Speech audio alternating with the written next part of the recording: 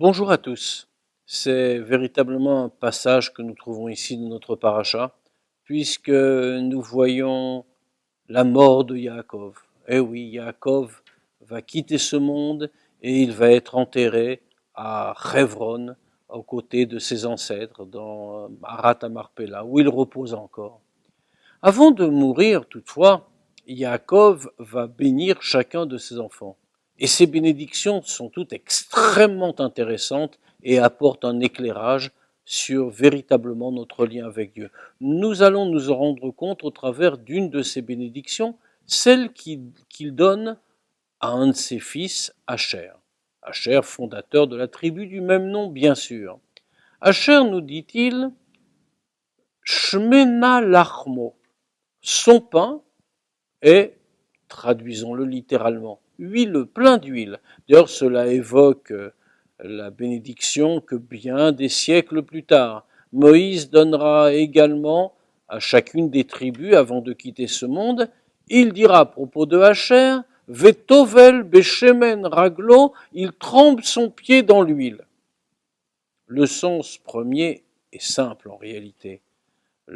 Sur le territoire de Asher poussaient de nombreux oliviers, et c'est lui qui fournissait l'huile d'olive nécessaire à tous, et en particulier pour l'usage dans le Beth Amikdash, dans le temple de Jérusalem. Mais plus profondément, essayons de comprendre.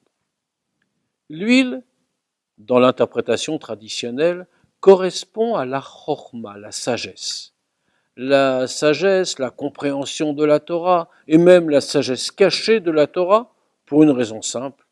L'huile en est un merveilleux symbole. Elle se trouve au fond de l'olive. Il faut écraser l'olive, aller jusqu'à son cœur pour en tirer ce liquide précieux qui imprègne tout, qui est quelque chose qui pénètre tout ce qu'il touche.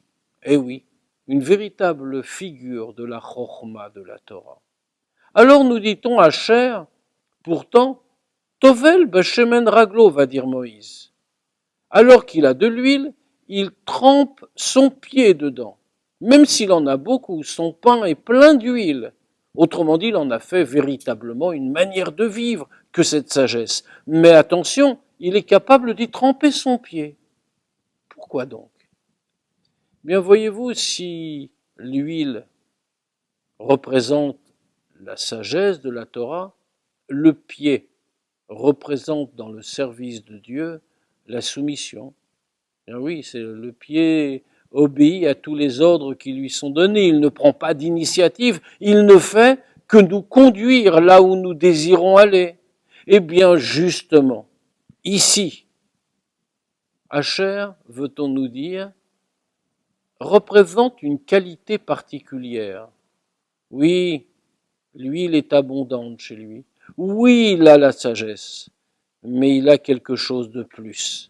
Quelque chose qui lui donne une supériorité sur bien des tribus. Tovel beshemen raglo. Il trempe son pied dans l'huile, c'est-à-dire que tout en étant l'incarnation même de la sagesse, la soumission à Dieu ne l'abandonne jamais.